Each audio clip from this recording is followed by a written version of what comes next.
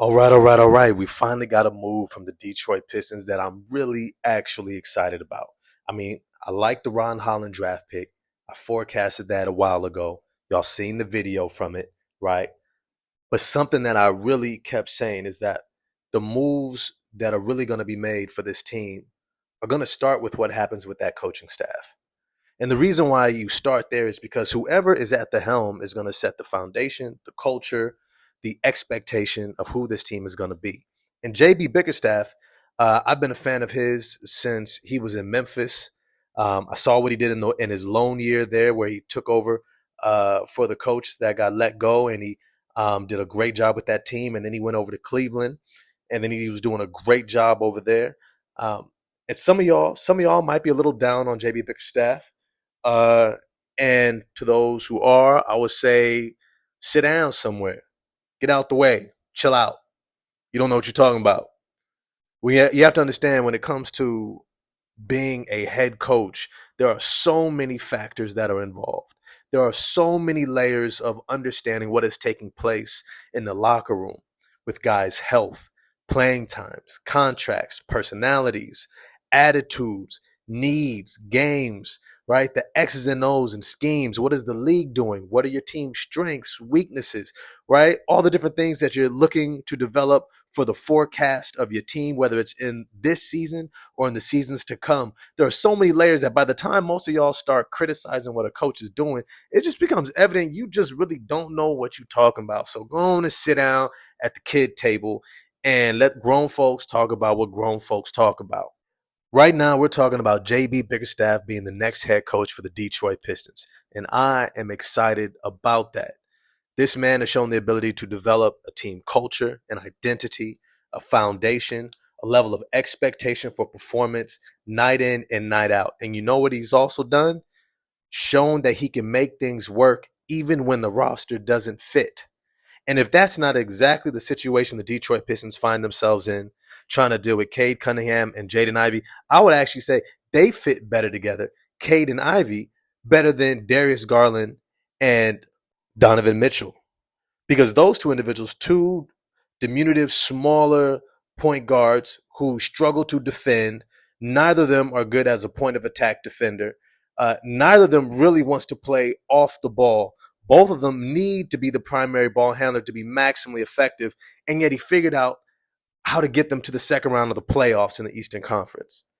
Right? He figured out how to make Evan Mobley and Jarrett Allen, who are on two different timelines, and one of them who's not ready to expand his offensive game, even though you need him to, and would rather play the same position as the other, meaning Evan Mobley needing to play the position that Jarrett Allen is at.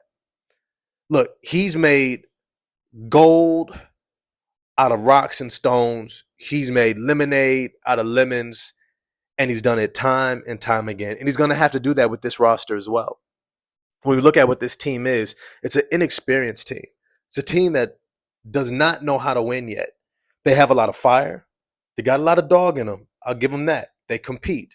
They want to win. But wanting to win and knowing how to win are two different things. And getting the coaching hire right to be able to translate that to these young guys is so imperative. We saw what it looks like when you got the wrong guy at the helm last season. And I'm not even going to go as far as to say he was the wrong guy. It was just saying that, look, the timeline that Monty Williams was on to learn how to adjust to these younger guys, to figure out how to reorient himself as a developmentally focusing coach, was just going to be too far down the road. It looked like there was a lot of hard feelings between him and Jaden Ivey's camp, which I completely understand because you don't draft him number 4 or 5 in the draft just to bring him off the bench. I understood why he was doing it.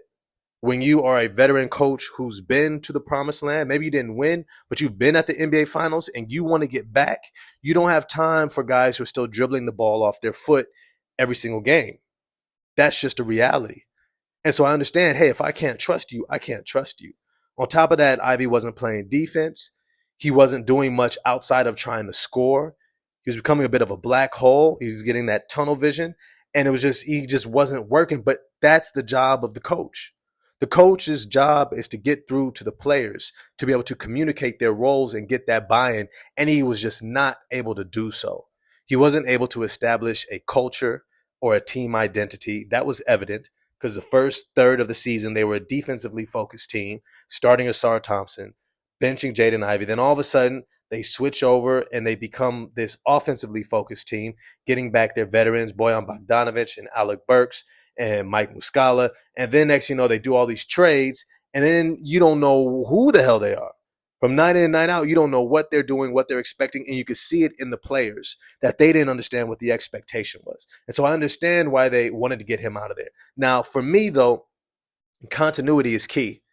And what makes a good coach is not that they don't have bad seasons, is not that they don't have to figure it out, just like players have to figure it out, but it's that they can grow and evolve. And I was optimistic in believing that Monty Williams could grow and evolve, but that's not the way the ownership felt. And so they let him go. Okay, that's your decision. But you had to get this hire right. You had to get the right guy in here. And I think JB Bickerstaff is that. He's a coach who's young enough to relate to the younger players. He's shown the ability to get through to young players. He's coached guys like John Morant. He's coached guys like Darius Garland. He's coached superstars like Donovan Mitchell, right? He's coached teams that are up and coming, that are figuring it out. And he's shown that he can get them back to where they're trying to be, which is competing for a NBA Finals berth, competing for an NBA championship. That's what he's shown that he can do. Because last year, before Donovan Mitchell went down, they were a championship contender. Had he been healthy for the full season, I think they would have been a top 3 seed. I think we would have been looking at them as a Eastern Conference Finals contender. But we can say that with a lot of teams when it comes to health. All that's to say is I think he's the right guy.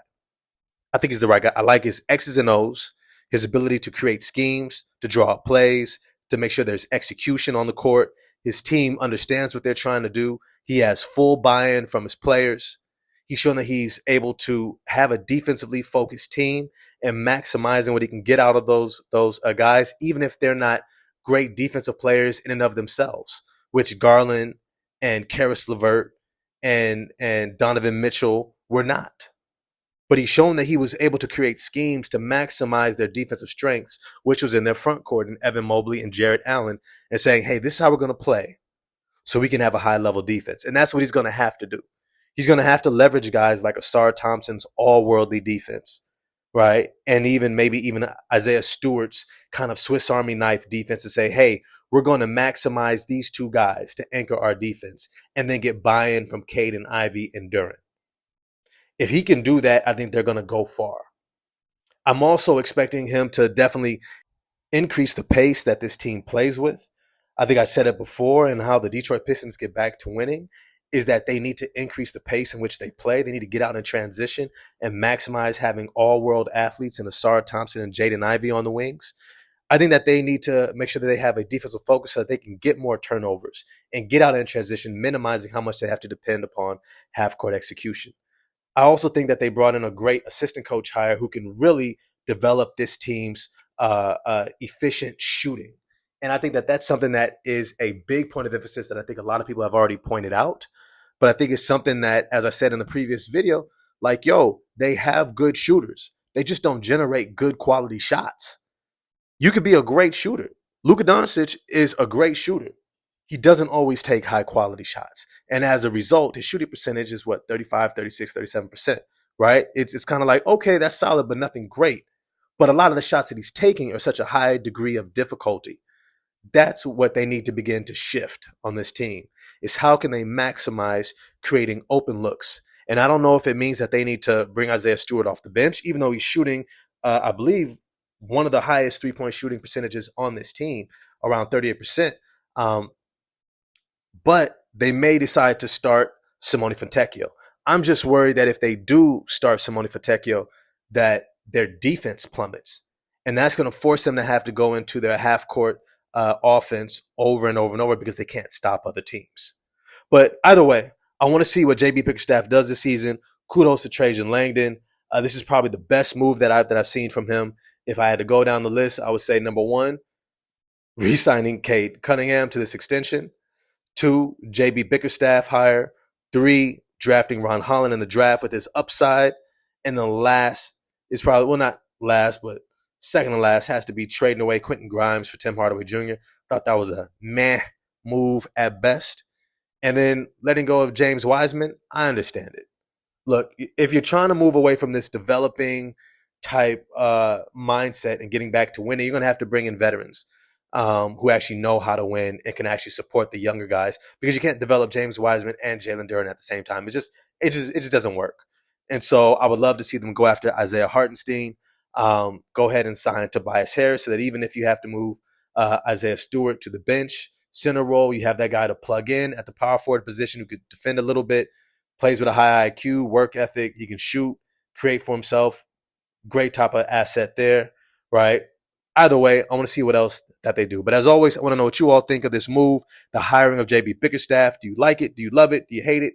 Get at me in the comments section. Like, subscribe, hit the bell for notifications, and definitely share the video in your group chats and get at me in the comments section. I'm going to holler at you there. Peace.